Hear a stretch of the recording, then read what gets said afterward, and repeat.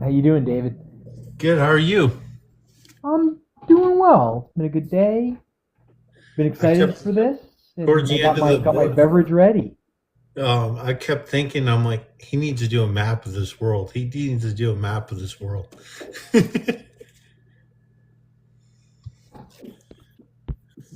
No maps. Can't. I've tried to map my world. I can't do it. Molly would probably help with that. She's good at doing all kinds of things.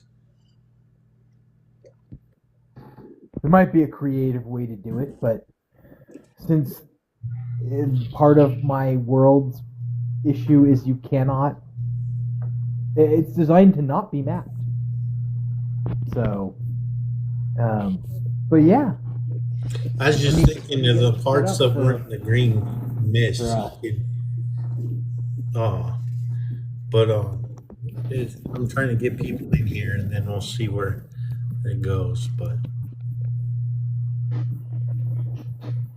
I will just hang out for a second,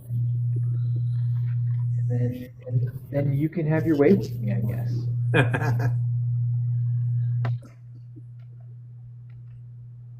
some of these people I know aren't even off work yet. So Yeah.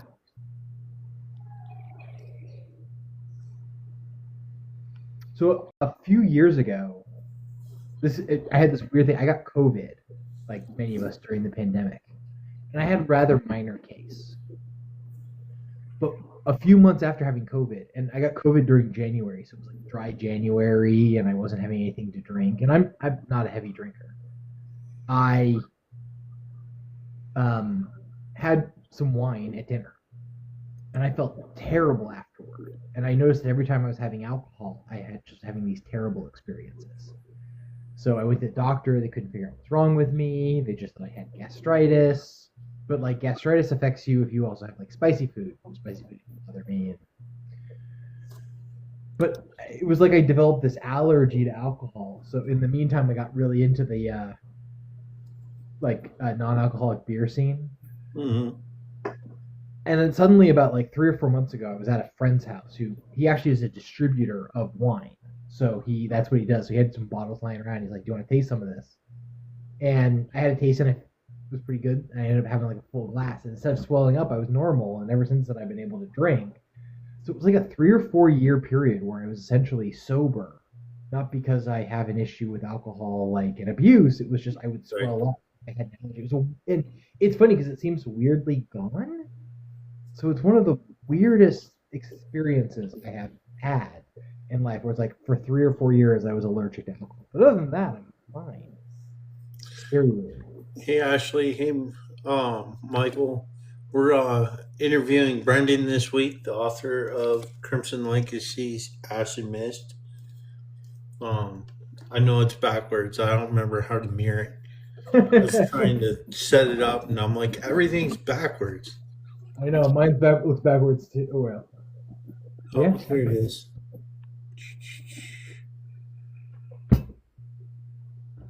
I thought it was there. It might.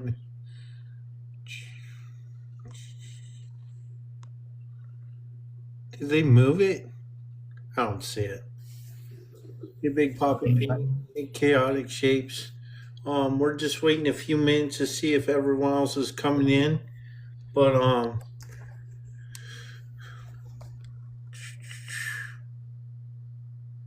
I got my notes and everything's ready to go.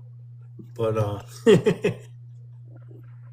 And I am thoroughly unprepared. I mean, I'm excited about this, but I have done nothing to prepare. Although I did have a job interview today. I posted TikTok about this, cool. where I do sales, and so this last presentation, and a lot of companies do this the last presentation, some sort of sales pitch. But this company had an odd take on it, which is you can do any subject. In fact, we prefer if you do not do a work related subject, and instead just do something that you're passionate about. We want to hear about your passion. And that's kind of the instead of just doing a sales pitch, it's like, can you do a different, can you be passionate about something? So I got to build a presentation about my book. That's what I did. And the guy who's the hiring manager, his spouse is in publishing, so it kind of connected and whatnot. So I was preparing for that all day, not actually this, but in a way, I guess it's kind of related. So Right? Let's see if just waiting to see if a few more people are going to come in, but I think that might be it for now. we can kick off whenever you want. It's your show. All right. So for you guys that are just coming in, I'm David Lee Hoteling. This is my author account or the author interview account. DL Hoteling is the handle. And this week's guest is Brendan Raybuck. Hopefully, I'm saying that right. You are. I'm not the best at saying names sometimes, but he is the one that's being interviewed this week, and we're going to ask him questions. Some of the names that he has in this book are probably unique to his world because I haven't heard them before. Well, yeah, it's a fantasy world, and people have weird tongues, I guess, in a fantasy world. I don't know. They can be taken a lot of different ways. I probably shouldn't have said that. But welcome in, everyone. We're getting started. So, if you want to go ahead and introduce yourself to everybody, for everyone that's coming in. So, Yeah, I'm Brendan Raybuck. I like candlelight dinners, long walks on the beach, and books that are not afraid to make you cry, I guess. Um, but some of the, I just turned 40, big 40. So, and I noticed that that was earlier this month. Everything has hurt since then, which has been interesting. The back's been kind of funky and things like that. Married to the same beautiful woman for a while. 3 kids, 2 girls and a boy. And growing up, I was really not a creative writer at all. My undergraduate degree is in molecular biology, and I was a science nerd, but I read a lot of science fiction and fantasy growing up, so I was an avid reader at the very least. Um, and I've read some obscure things in the fantasy space. Although, life happens, and I read a lot less. And when I got back into writing, I started reading again, and so I've kind of missed recent stuff. But around the classics, I think I know a little bit more. So cool. So, that being said, what inspired your title for Crimson Legacies? Acid Mist. Um, so the original title was The Last Chronicle of the Mist Realms, and for whatever reason, I just didn't think it worked.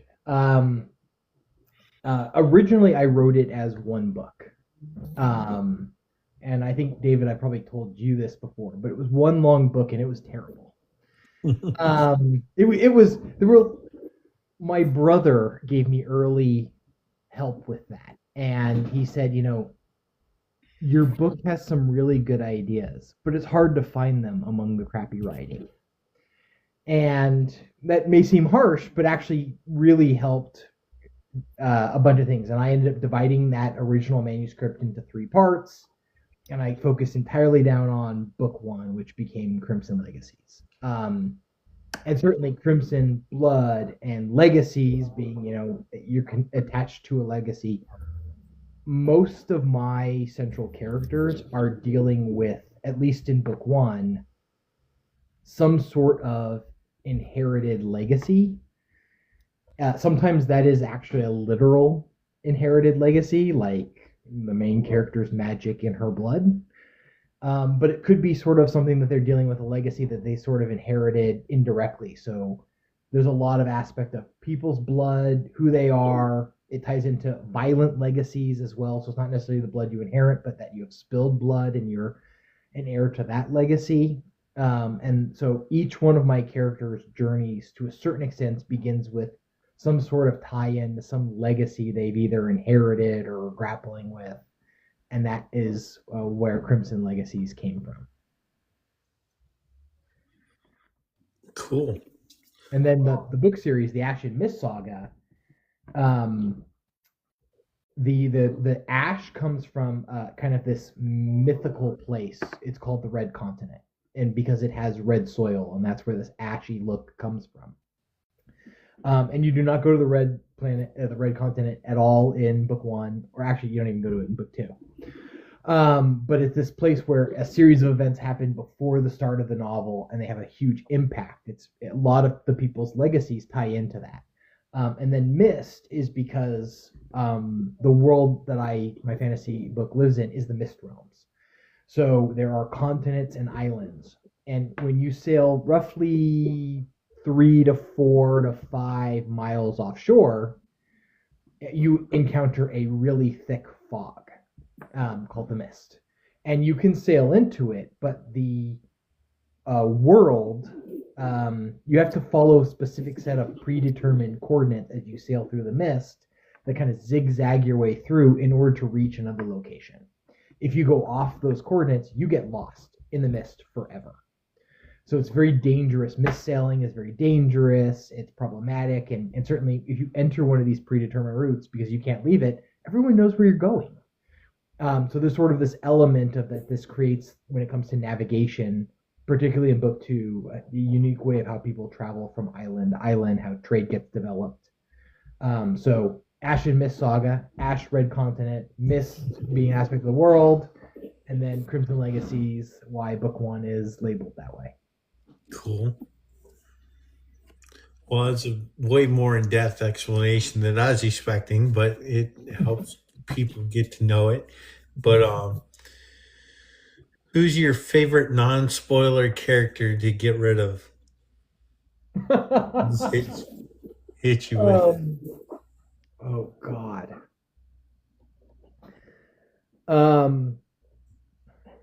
I mean, so that's a really difficult question to answer because I don't kill that many characters in book one. That's something that may change or is changing. In book two or three, I would say in book one, it's probably not a particular surprise that Thalos meets an end. He is a werewolf, and he's a hunter. And most men cannot fight one-on-one with a fully transformed werewolf, but one of my characters is a legendary war hero and has a habit of doing things other men are not supposed to be able to do. So he picked a fight with the wrong guy. And that's how he meets his fate. I thought that was interesting. Hey, Michelle. Welcome in, Jeremy. Thanks for everyone joining this week. We are discussing Brendan's book, Crimson Legacies, Ash and Mist. Normally, I'd flip the camera so you could mirror it, but I cannot figure out how settings this week work. They keep moving stuff and changing stuff, so I guess it is what it is. But if you don't mind, I'll read your blurb real quick so we can get people enticed. For centuries, the goddess Light has held the realms together until her chosen cleric shattered the covenant and ignited a civil war. Though peace has returned, whispers persist that the rebellion was never truly defeated, only driven into the shadows. Serbina expected nothing more than a quiet life in her village.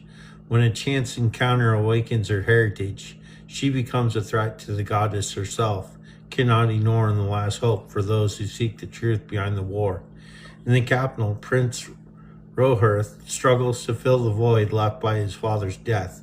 When rumors of a resurgent rebellion surface, he rises to confront the goddess's enemies, only to find the doubts growing faster than his victories. As Sabrina and Rohirth are drawn onto a collision course, one dangerous question finds their fates. What secret could the girl possess that is powerful enough to threaten an immortal deity?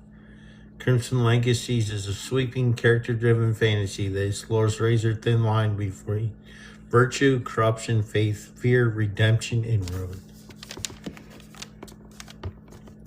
So that is Brendan's book as far as the blurb goes. Yes, it does, doesn't it? I will say it does have different things in it than I was expecting, like talking unicorns. They're actually main characters, so to speak, or definitely not a minor character, put it that way. Dean is one of the main characters. He is a silver maned unicorn. He is the he's the POV of the prologue, and I often describe him as the moral compass of the story. Um, he's got an interesting past. He's the son of a legendary unicorn commander.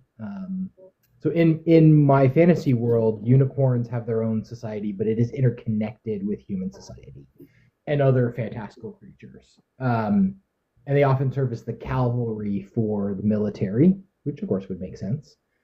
But his father was sort of a legendary commander who was part of this. If the blurb that David read, it refers to a war that happened before the beginning, and his father was a traitor to the ruling area. So Coldeen sort of begins the novel as someone who was raised to be a cavalry commander, sort of almost nobility among the unicorn people, but instead, because of his father's traitorous actions, lives a quiet life in the village where he ended up in at the end of the prologue.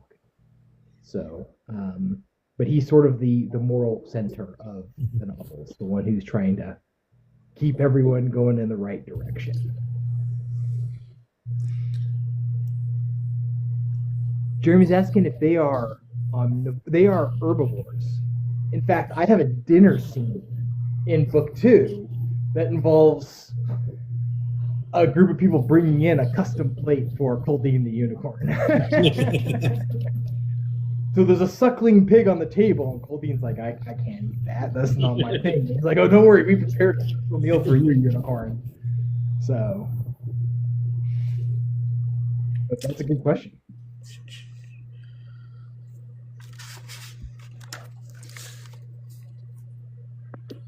What was your favorite part of the story to write so far? Oh, there are a couple of them. I the first big battle scene in the novel was a lot of fun to write. It's got a lot of point of views, and it was fun. And so the first big battle sequence was a lot of fun to write. The intro chapter for the character of Artros the Bear. He's the legendary warrior who's pulled out of retirement. The chapter is just called The Bear. That was a chapter that was a lot of fun to write too. I had a very, very distinct vision for who that character was. Some of my favorite chapters to write are the Artros chapters. The chapter where he meets Aveline, who is a courtesan who joins the traveling group, was another chapter that I really enjoyed writing. I think sometimes I enjoy writing the more intimate chapters than some of but also the action chapters. I would say the hardest ones to write were all the final chapters of the first book because everything escalates in the end, and those just that what I begin to put the characters through at the end of the first novel was hard to read or hard to write, and editing it, going over and over, and when it's Right. like you have all these emotional chapters, and you got to read it over and over again to make sure it's right, and those were really hard. But I think the ones I love what enjoyed. you did, but I'm not going to get into it for fear of spoiling it for someone else. I appreciate it. But welcome in, everyone. We're talking about Brendan's book this week, Crimson Legacies, Ash and Mist Saga, Book 1. And neither one of us knows how to flip our cameras. Yeah. You better like your story, or you'll be reading it more than anyone else, is what Jeremy said. Yes. True that. True that. Most people might read a book once or twice, an author probably reads it 50 times before they even give it to their dev editors, what I feel like. Yes, absolutely. I mean, and it's funny because some of the things I read over and over again to try and make perfect, eventually I cut from the book. It used to be you could just go to your settings and then hit mirror and then it flipped, but I don't see how it is anymore. I tried, and I just deleted my picture of myself real quickly. So, oh well, what can you do? Yeah, can't do it.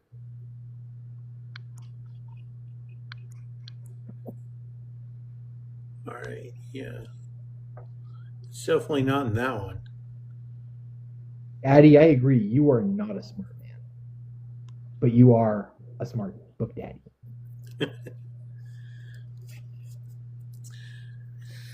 I don't know. They change shit every week, Addy. So it is what it is. Every time I get into this app, it's like you have a new update, and I'm like, great.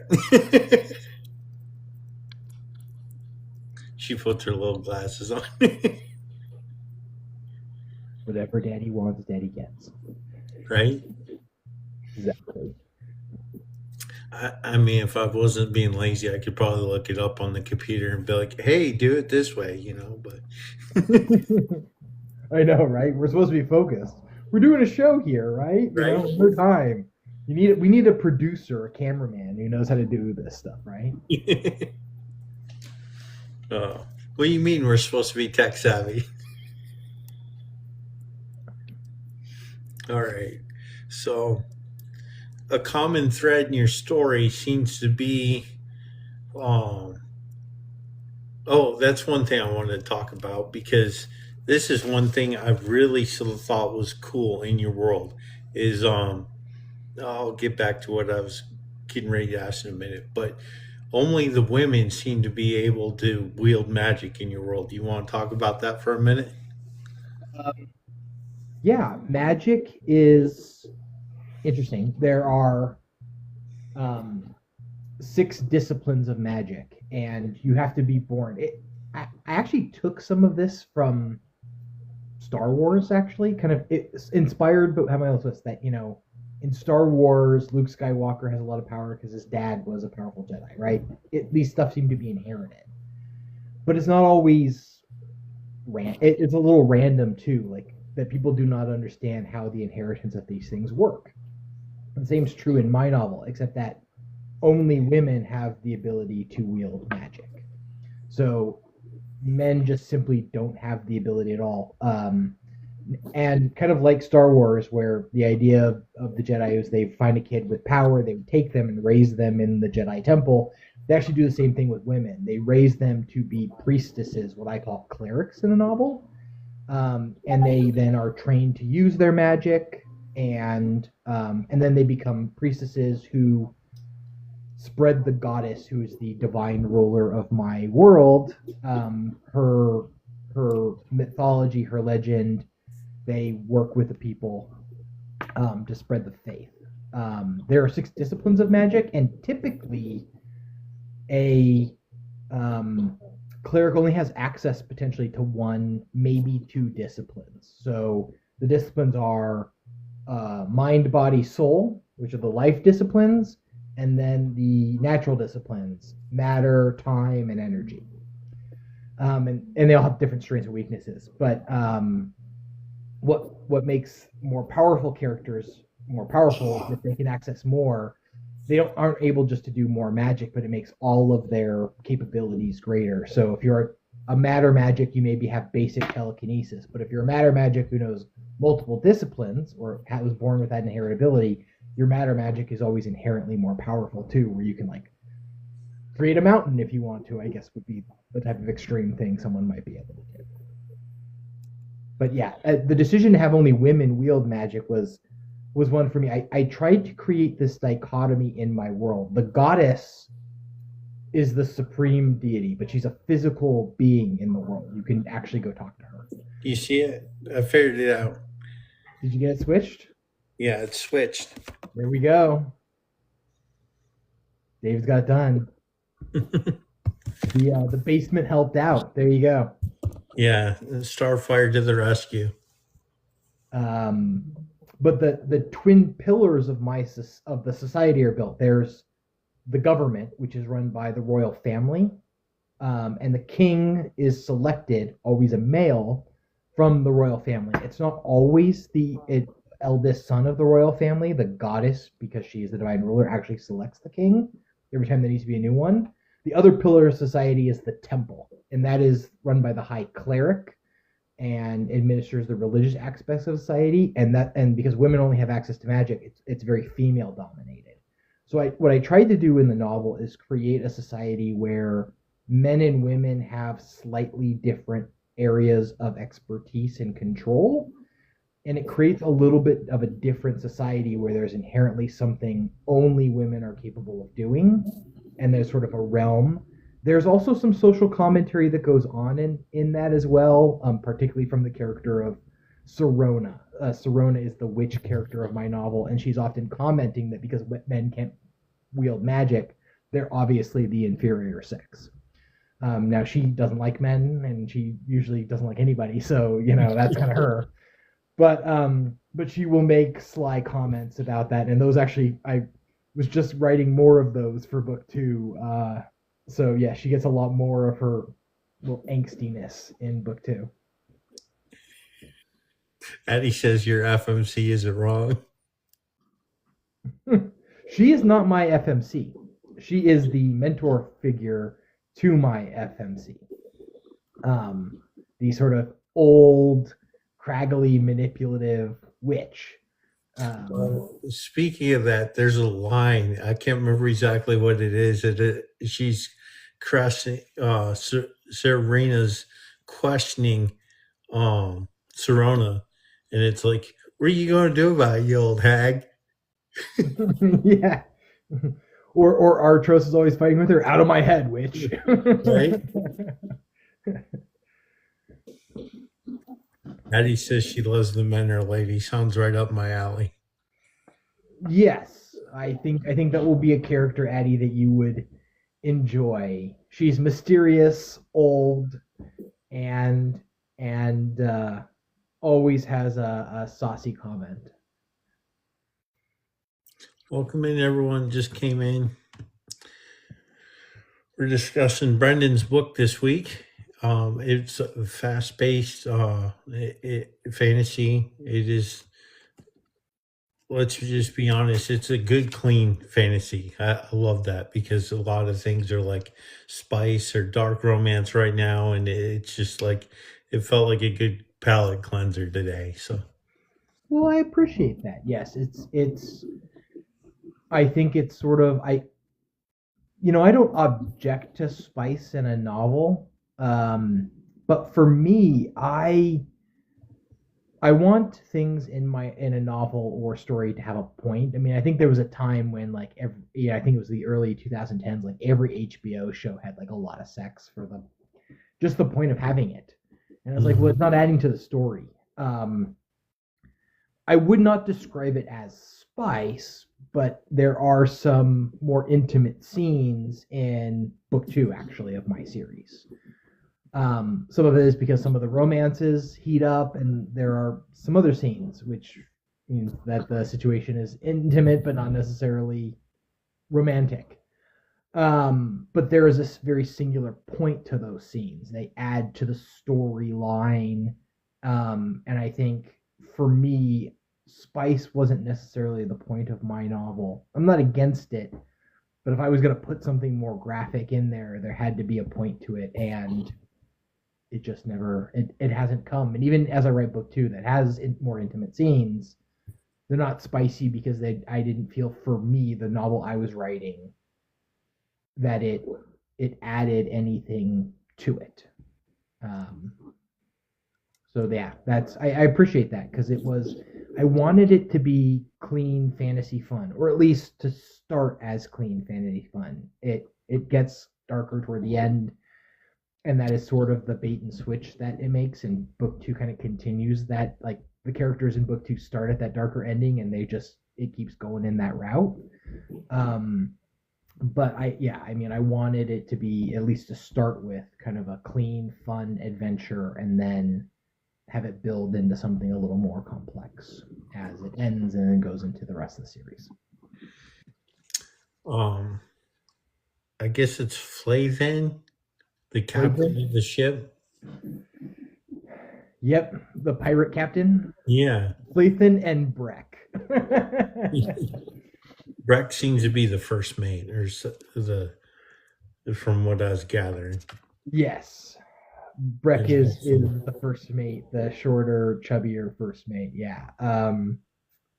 You know, the scene that introduces them actually was a lot of fun to write. It's a chapter where Artros goes into a bar and hires them essentially for his part of the list. And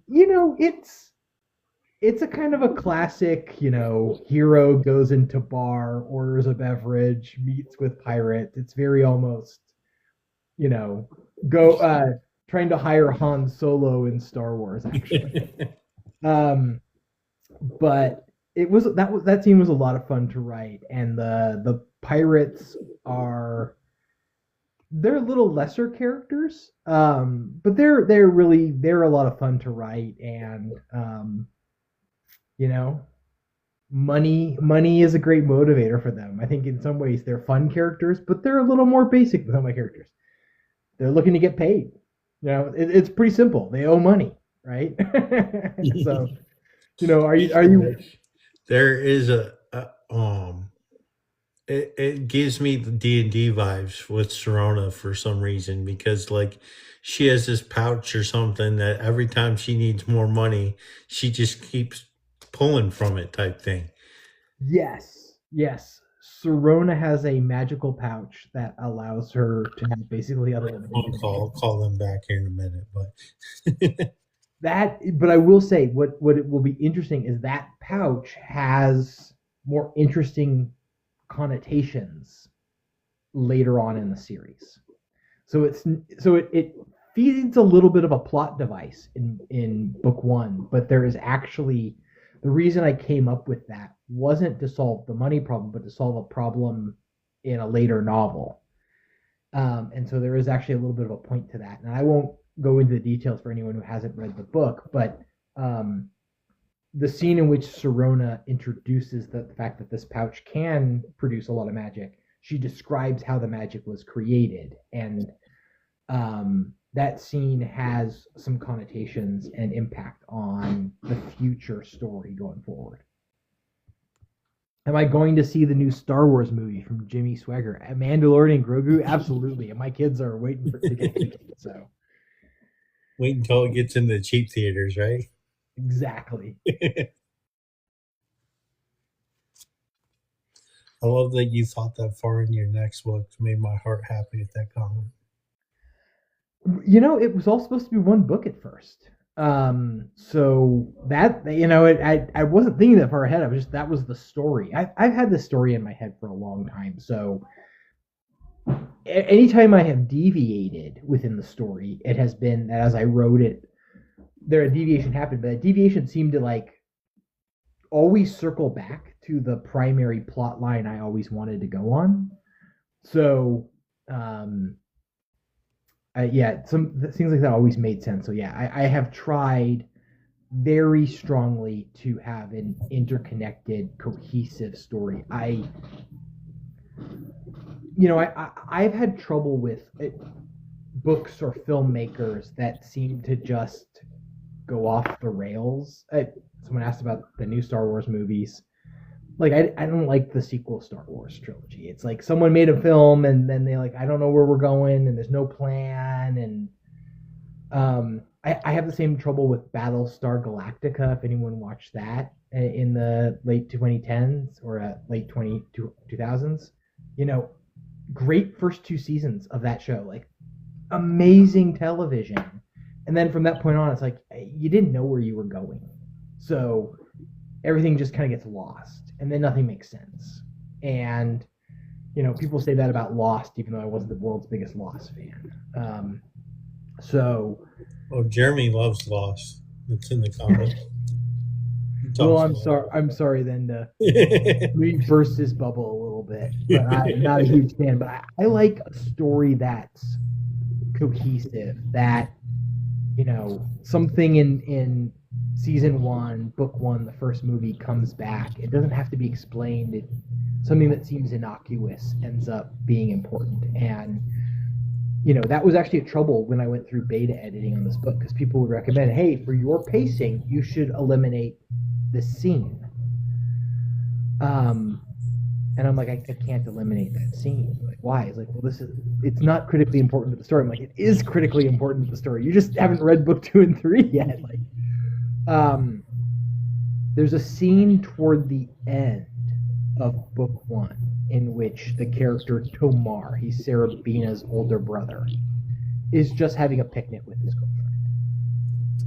Oh, that was kind of devastating. Like when um, he's got to meet with his sister and Sarabina, and just everything that goes through. I'm like, wow, he's really throwing Tomar into the wolves den right here. And then I'm like, is he going to survive? And then other stuff. And then I'm like, well, not to give too much away, but it's just like when you really introduce him, um, it just seemed like a lot of stuff goes on.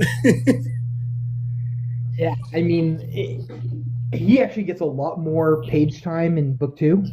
Um, and but yeah, it's a really good example of trying to narrow the book down was hard because I had a lot of things. There's a scene in the last scene of the book. Well, no, not the last chapter, the second to last chapter, where I reveal that one of the characters may be a spy, basically. There are very subtle hints throughout the book that that's the case, but they're really subtle, and you most people I find out miss them. But the character that is her father is introduced very briefly in the novel, only in one scene. He's only referenced in one other very briefly. Most people miss that connection, but that deals with a plot point that pops up in book 2.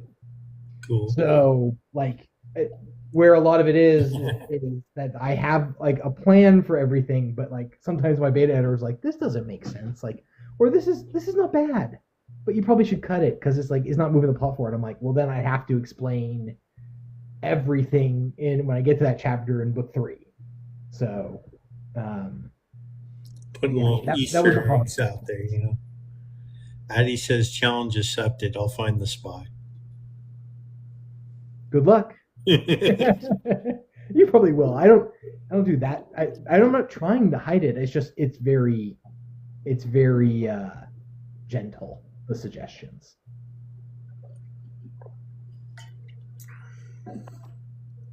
Should have refilled that before I started the show, but oh well. Welcome in, everyone. Just came in. We're interviewing Brendan this week. If you could share it out, get friends in here that are interested in fantasy, and we're talking about his book, and it's different. I wanted to mention Coldine because he is such a cool character. How did you come up with that name? How I came up with the names, I don't know. Names end up being random for me, and I end up coming up with them. There's some names that have some meaning, but the reason I wrote what is the prologue basically of the novel is that Coldine is running from battle, and he has a baby strapped to him, and he ends up in a farmhouse. Not spoiling anything. It's the very first pages of the book. But I dreamed of that scene when I was like 17 years old. It's actually it's the thing that kind of kicked off all of my thinking about this book. And it was vague. It's a dream. You don't fully understand what's going on, but you get a vibe. Like, dreams are all about vibe, right? And so I knew aspects of it, but I didn't know the answers. I knew he was scared. What was he worried about? I don't know. Oh God, Addie's got a great question, but we'll keep on continuing. Um, and I just and then when I was a young father, I mean, my daughters are 15 and 12 right now, and their birthdays are coming up here soon, so they'll be 16 and 13 soon. But when they were little, I used to tell them stories before bed, always about a princess and a unicorn, and they would go on crazy adventures. And they were really silly and funny, and they laughed, and then they would go to bed. Well, I'd try to get them in bed. If David, I think you're a dad. How hard it is actually getting them to go to sleep. But Getting to stay asleep is the problem.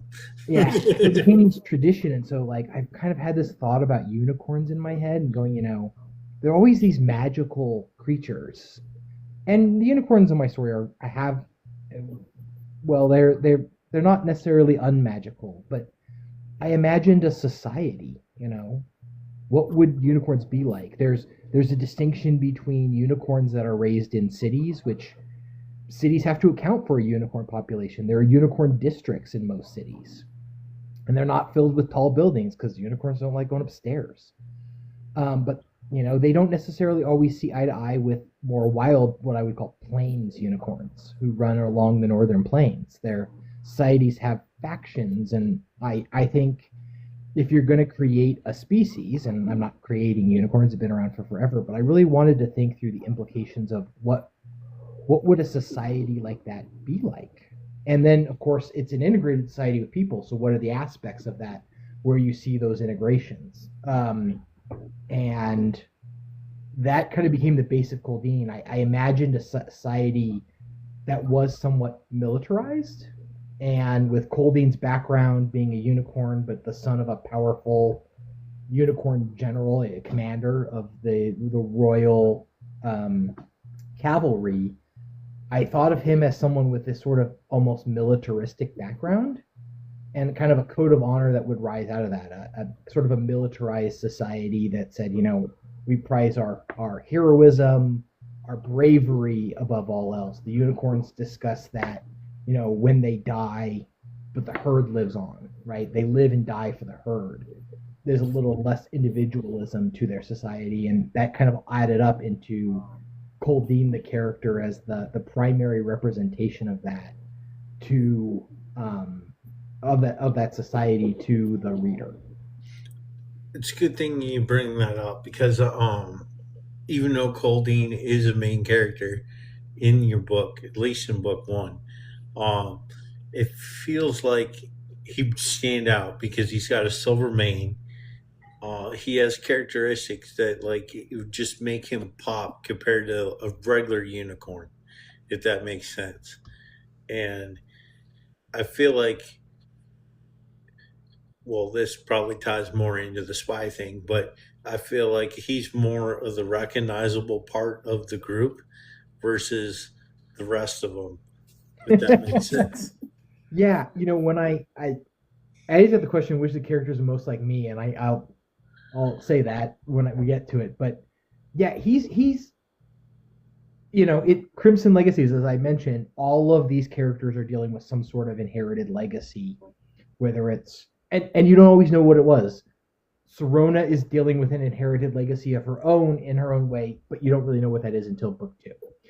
So all the characters are dealing with something, and Coldine is certainly dealing with his father's legacy as well. But he is a little bit more of the centered character.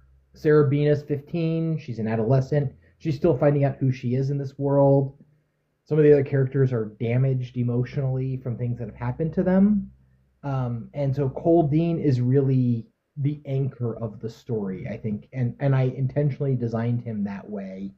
And I appreciate that came through for you because it's intentional. The rest of the main characters of the group that travels with Sarabina are all human. And he ends up being kind of that one that people can relate to, but he's not human, and there's sort of an odd little twist to that. I like it. That's been something I try to do with the novel. Have little things like that where you expect the character you'd connect with to be a human, and the one character you can is the one who's not. Yeah, I tried to do a lot of little things like that would be unexpected. So let's go back to Addie's question. The whole which one do you identify the most with? Oh, this is so funny because my mother recognized this. My mother, who is an avid science fiction and fantasy reader and a former professional editor, it's Prince Rohirth. I am Prince Rohirth, who is the antagonist. He's the bad guy. But You call him the Divine Inquisitor. yes, the Divine Inquisitor. And the thing about, to take a step back from Rohirth, is the greater question that I am asking theme of my novels. And this is a little bit inspired by my own background. I am a digital marketing technologist. I do sales and delivery and client relations and all sorts of stuff in the digital marketing space. So I deal with companies who want to advertise on places like TikTok. And I deal with companies who want to personalize websites or send you emails or have ads follow you around the internet. So I live and breathe that world, but I also recognize, and I don't want to get too much into politics, but we're dealing in our political system with social media echo chambers and demonizing the other side, and this is not just even a US thing, it's something happening in British politics, it's happening in global politics. And I live and breathe in this space, so I recognize that the methods and techniques I'm using to help a company sell shoes are the same techniques and that people are using to create a perception or a reality to people. And some of the best people I've ever met in my life have very wildly different political beliefs than me, and they'll say things that I think fundamentally don't seem true. It's not that they have a different belief system, it's that their belief system is built on what I feel like is a lie. But having grown up career-wise in that space, I recognize that I'm also being fed a perspective and a narrative that probably isn't 100% true anyway. So Prince Rohirth, I actually think, is, maybe outside of Coldeen, is probably the best character in my novel. And I don't mean best as in he's the greatest character. He is just a good person, actually, deep down. And I wanted to intentionally design him that way. That he's noble, he is dutiful, he will fight to protect people, he will sacrifice his own stuff for others. He is a deeply loyal, caring person who really believes in protecting his deity and protecting people through, the other side is bad. They're evil. They're going to get people hurt. I need to protect those people around me. That is what I have sworn to do. That is what my life's purpose is. But he's the bad guy, and that's kind of where I get into what is the real question I want to ask is, and this is one of the things that pop up very early in the novel, is that magic can be used to create alterations in perception and memory. And you get some of this in book one, and it's discussed fairly early, but you get a lot, you see it escalate as you go through the novels about the extent of the memory manipulation, of propaganda, of reformed histories. In book two, Rohirth discovers a document from a battle he was in that is just completely inaccurate to how the battle went. It's like everything's being rewritten. And the question I really wanted to pose is, what is the nature of being good or bad in a world that lies to you? Like, if you believe the world as it has been told to you, and you do good things or what you think are good things in that perception, does that make you a good person, even if the things you're doing are actually bad? And that's sort of the question. And by the end of book one, I think what you see from this is that a lot of the characters had a POV starting at the beginning of book one. By the end of book one, I think everyone is questioning whether their perception is or isn't accurate. And that continues to escalate through the course of the novels. But yeah, Prince Rohirth, I think, and my mother recognized this. She's like, after she read it, she's like, yeah, you're Prince Rohirth. He's just like you. You wrote him to be you. And my mom was like that. You recognized it immediately who it was. But yes, the character that's most like me is the antagonist, who does think of himself as the hero.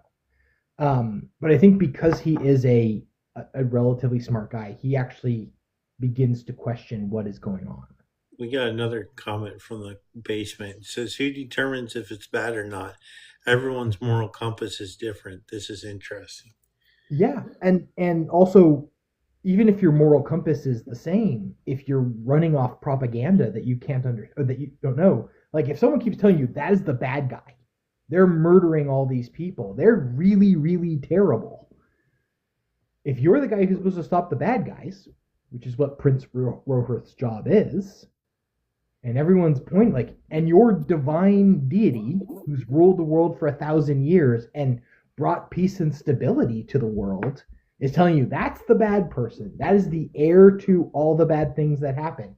You need to her. You believe that. But at the same time, a lot of other characters. And I think what's funny is I think in contrasting Rohirth, who I think is a fundamentally good person, potentially on the wrong side, I contrast that with Serona, who is the mentor character to my FMC. She's a terrible person. Like, Serona has no hesitation about killing somebody. Like, they're off, done. That she's okay with that. She definitely doesn't have empathy for anybody. No, she is.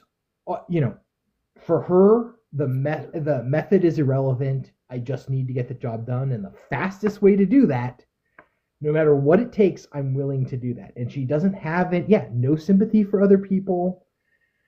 She's mean, and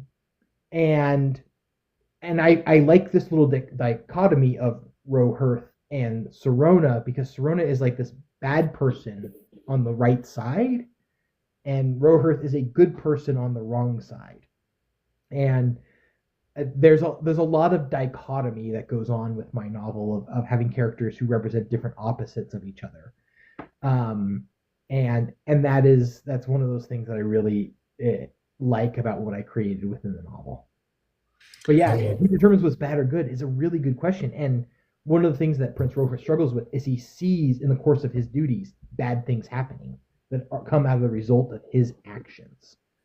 One thing I do like about him, I didn't see this coming, but after he's severely injured, he goes and checks on all of his men in the infirmary and then has his bed moved into the infirmary just so he could be with his men.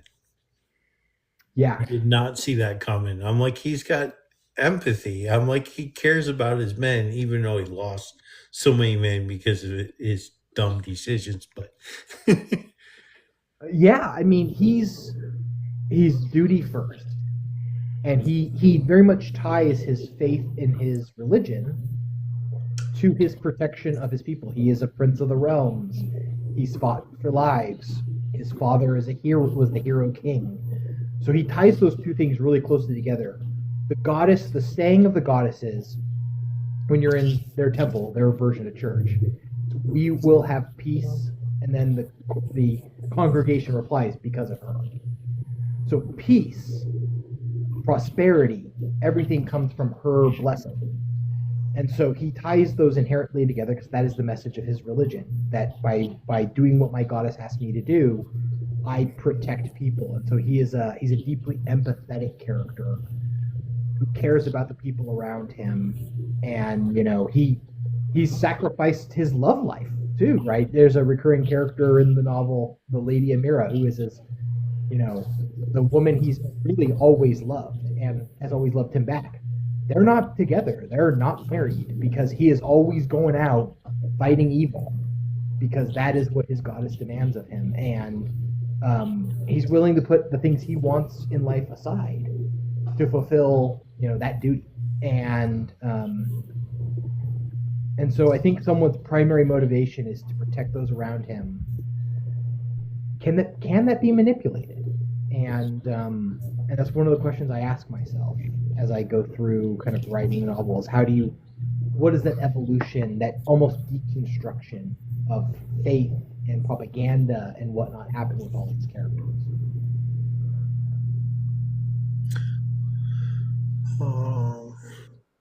What would be Rohirth's worst nightmare?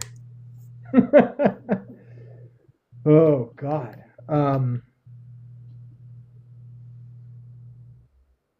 The end of book one. I mean, the last line of him at the end of book one is that he knows he's going to have to go back to his goddess, and he has failed, and he no longer knows what to say.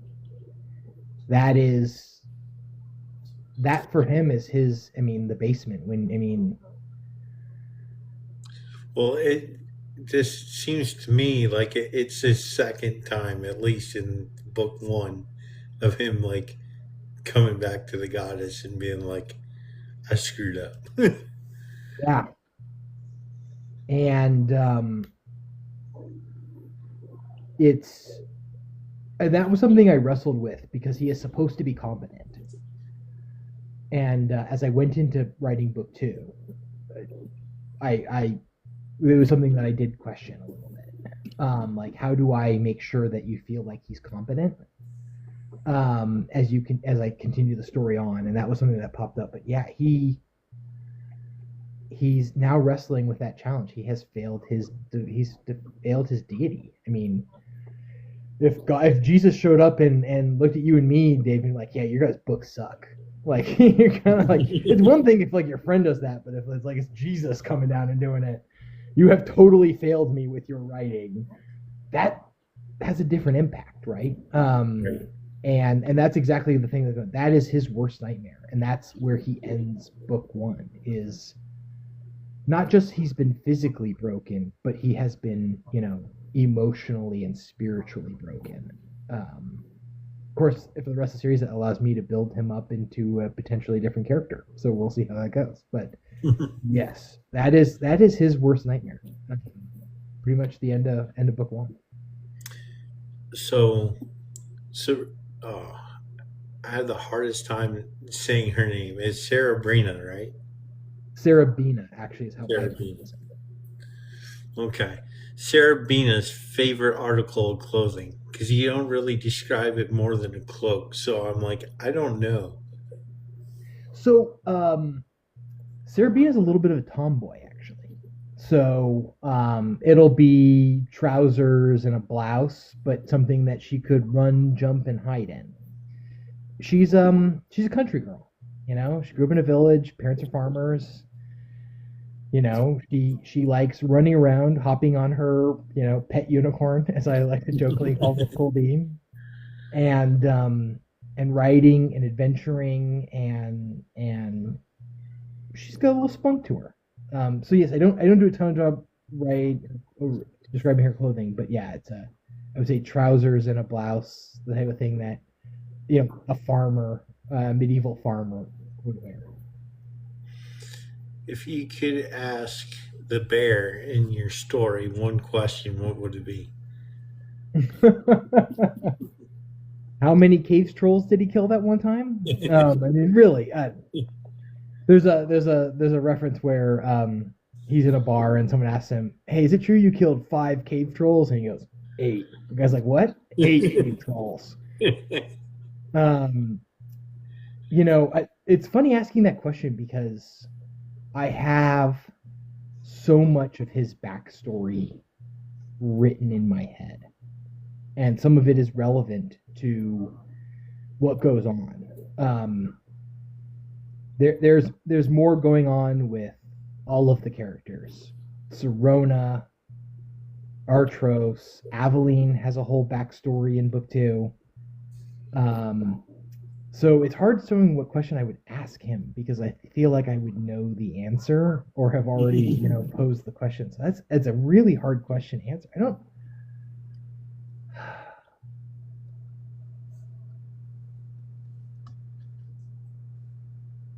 Yeah, I don't. I mean, maybe there's a brief reference, and it was longer in an earlier version of the chapter that introduces him, where he references that he goes down into his cellar, taps open his own ale, closes it, and goes back up. And it's a brief reference, and it was described in more detail in an earlier version, but it references the fact that he thinks his ale is better than the ale produced at the at the party earlier on in that chapter. There's just nothing like his ale, and I'm wanting to know what he does differently. Like, and I've thought about this, and I don't necessarily have a good answer. Like, is it just it's his wheat and his barley and his stuff made on his farm, and it's like you can smell the soil that all that was raised on. It all comes together. Is that what it is, or is there something that he's doing differently in making his hometown ale? Like that would be the question I've got for Artros. Cool. If there's one thing about your book you wish readers knew before reading, what would it be?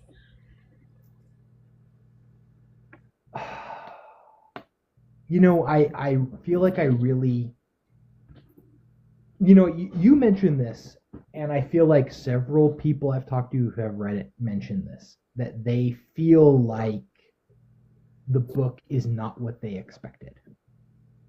And so I feel like that's probably partially my fault. Like I am not describing Crimson Legacies well. It it has a I don't I, when I talk about it, I'm not sure the vibe of what it really is comes across. And I think that has probably been my challenge with marketing the novel, with getting more readers and getting more sales. Um, I am. I was telling someone this earlier today. I believe fantasy and science fiction, outside of the adventure, they're also an opportunity to convey more complex or even critical thoughts about our society. One of my favorite novels, The Caves of Steel, anti-robot sentiment is racism of the 1950s. There's, Fahrenheit 451, George Orwell's 1984. Even the Lord of the Rings is a commentary on World War I and World War II in some ways.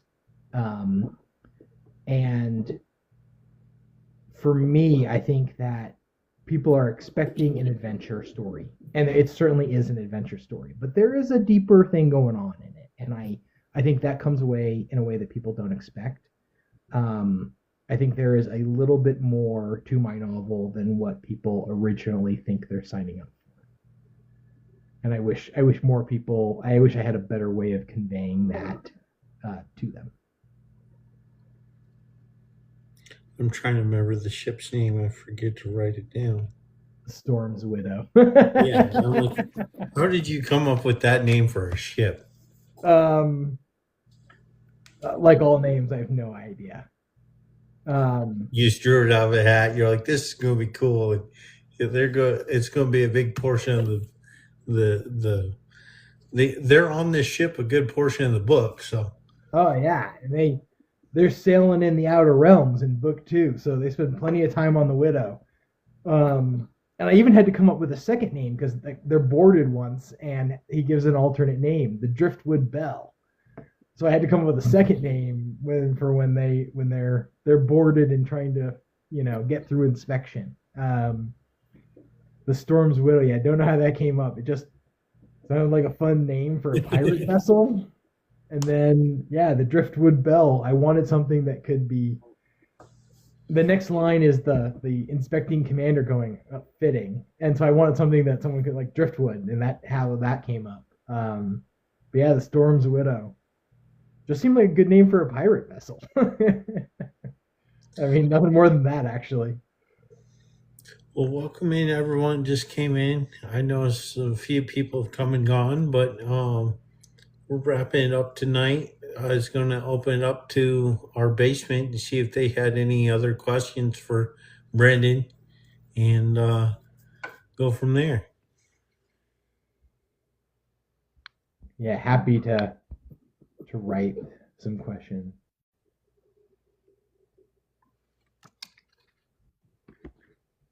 I got a few more questions we could shoot through if you wanted to. Absolutely. How did you come up with the material? I know you said some of it came from a dream, so. Yeah, some of it came up. A lot of it came from dreams, actually, at first. So that kind of a lot of the first part of the book came from dream sequences, and then I sort of added them together. some of the characters were in my head for a while. Artros the bear for a very long time, Coldine for a very long time. Um, the idea of Prince Rohirth came later, to kind of create that dichotomy with Sarabina's journey, but um, it started out as a dream, and when I actually started writing it, it just kind of flowed out of me. Like it was a very natural process. Editing was not so natural. Like I've said the first versions were terrible, but it got the basic storyline down, and that kind of flowed out of me. And then from there, it was just making sure that it was cleaned up and concise.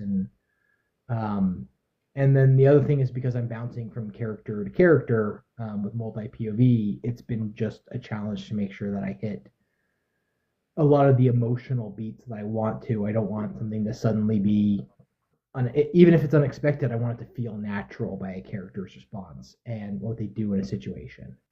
And I had this happen. I'm editing the second book. The second book's complete, but I'm editing it right now. I had a character who was just too cheerful, in a scene, and in the next scene, which was several chapters later, but because of multi POV, I didn't get back to them for a few chapters. They're highly violent in the next scene, and I'm like, okay, well, they just cannot be this cheerful, and I just got to change the tone and little things like that. I had to edit, but most of the storyline just flew out of me. There are some strong influences, questions about religion and its power and the use of being manipulation. Certainly comes from Dune, which is one of my favorite novels. There's influence from classic fantasy, Lord of the Rings, Wizard of Earth, Chronicles of Narnia were always a favorite of mine. Some of the aspects of the magic system and the world, I got from role playing games growing up, video games, Dragon Age, BioWare video games. There's a little bit too for those of you guys who are fans of the Knights of the Old Republic video game series.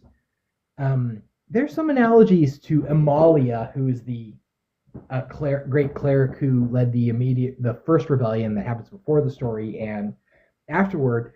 There's a little bit of you'll see some analogies to characters in those Knights of the Old Republic video games by BioWare as well.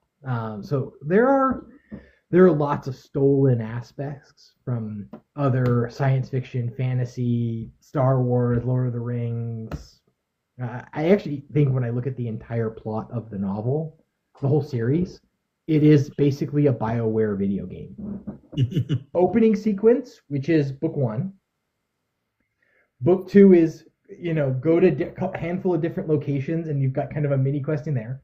That's the middle of Dragon Age. That's the middle of Knights of the Old Republic. That's all these video games have that same structure. And then there's an end game sequence where once you've kind of gone to the various places, you're locked in and you're heading toward the end sequence. That is book 3. So I actually think that my storyline is definitely a BioWare video game, actually, at the end of the day. Addie says, what's the biggest lesson you learned in writing book 1? The biggest thing was just how to be concise.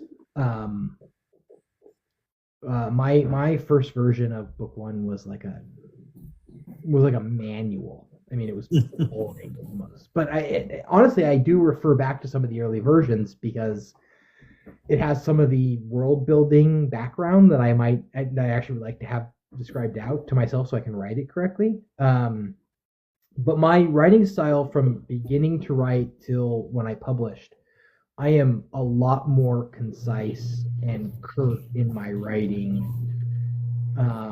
If I can say it in 5 words, I'll try not to write 7. And that has been a big part of my editing process for both novels, is how to say what I want to say in a much shorter period. That's kind of the biggest evolution. And I went from writing long sentences in my first drafts of book 1 to writing much shorter sentences as I continue to not edit book 1, but as I wrote book 2, the sentences were just naturally much shorter. The AI summary says author discusses his fantasy novel influenced by BioWare games. Yeah, I mean, I would say, I'm 40, so I graduated college in 2008. So, yeah, I mean, Dragon Age, Knights of the Old Republic, Mass Effect, the Final Fantasy video games, which are not BioWare, but I played all of them growing up, and so there's definitely an aspect of RPG style world building that I incorporated in, and the structure of how I think they tell stories, certain way to tell stories to make game function happen naturally, and I think I incorporated some of those elements into my novel. Well, I appreciate you hanging out with me tonight. I'm going to wrap it up here shortly, but if anyone has any more questions for Brendan, go ahead and drop them in all caps so we can get to them. If not, he is the author of the Crimson Legacies Ashen Mist Saga Book 1. And we're looking forward to the second and third book. Um, Speaking of which, are you going to do companions for each one of your, like Coldine and stuff, possibly? Or Um, I have considered it, and this is something that Addie actually knows. I once had an extended version of my prologue. My prologue's 3.5 pages, but there's like a 30-page version of my prologue that has like Coldine in the middle of battle, meeting with his father, escaping through the forest, dodging patrols, and then showing up at the farm. Like it's a whole drawn out sort of long thing. So I've considered turning that into something. Although I'm hesitant because I may incorporate like a flashback of it and incorporate some of what I wrote there into potentially book three. Um, so I've considered it, but for a lot of the things I've cut in book one, I have found places to reuse them, at least in parts. So I've considered doing that, but since I end up reusing it in a different spot anyway, it limits the amount of content I have to create a companion. I could go back and tell certain characters' backstories. I've also thought about like I know how the story ends, so I've considered skipping forward 500 years and just being like, this is the consequence of what happened. New world, bam. Um, but and or going backwards to tell someone else's backstory a little bit more detailed. But no, for the most part, I think I just end up using the content anyway. The other thing that I'm considered writing is I have an idea for a story that's set in a world based on like Islamic Spain during the Middle Ages, and it's a world where magic is based on magical artifacts, but they've all been damaged or destroyed, so none of the magical artifacts work properly. So like imagine like a magic carpet, but you only have a sliver of the magic carpet. So you can't fly on it, but you can jump maybe a little bit higher because you have a piece of the magic carpet with you. Like you can somewhat bend the rules of gravity, but you don't have the whole carpet with you. And it comes from a history of like devices being built and then being destroyed because they all got too powerful.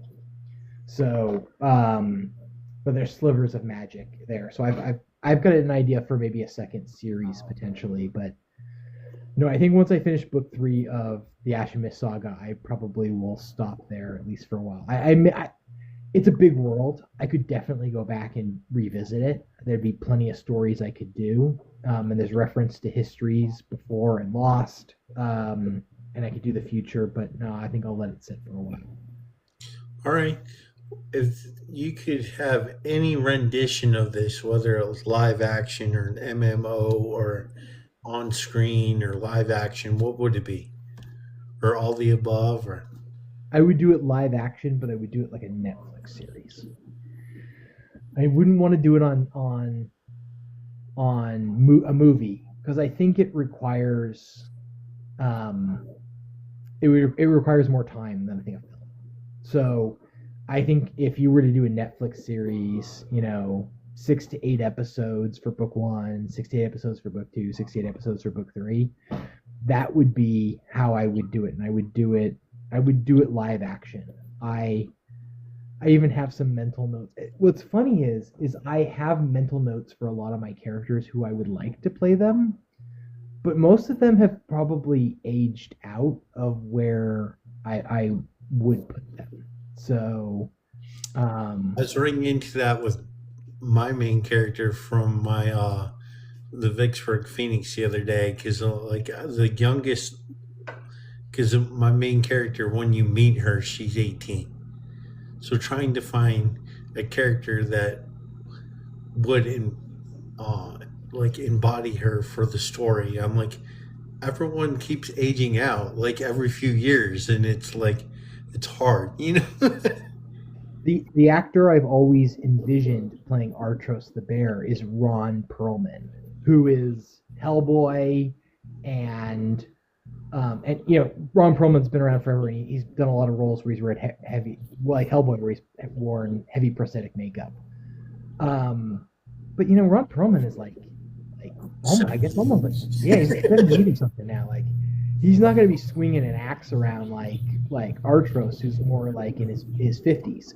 And but I've always envisioned Ron Perlman.